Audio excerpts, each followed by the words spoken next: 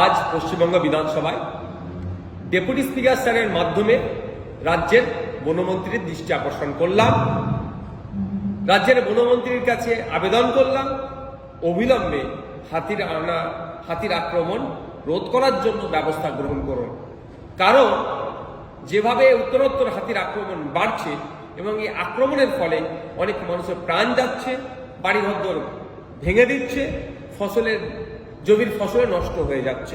পশ্চিমবাংলার যে জেলাগুলো আছে হাতির আক্রমণ হয়, সব থেকে বেশি হয় যে 4টি জেলায়, সেটা ঝাড়গ্রাম, বাঁকুড়া, পুরুলিয়া, পশ্চিম মেদিনীপুর, এটা হচ্ছে।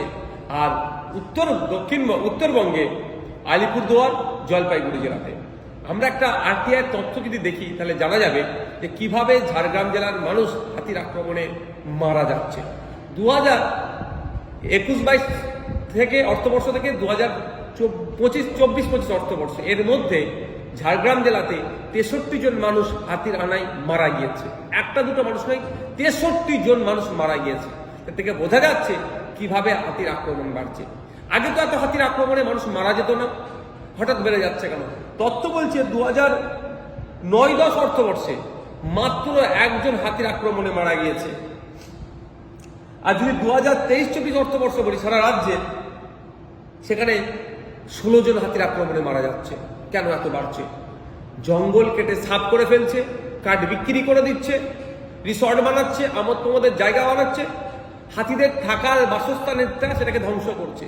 ফলে হাতিরা বাসস্থান ধ্বংস হচ্ছে, সে লোকালয়ে আসছে, আর যারা তাদের খাদ্য ঠিকভাবে পাচ্ছে না, ফলে লোকালয়ে চলে এসে ক্ষতি হচ্ছে কি?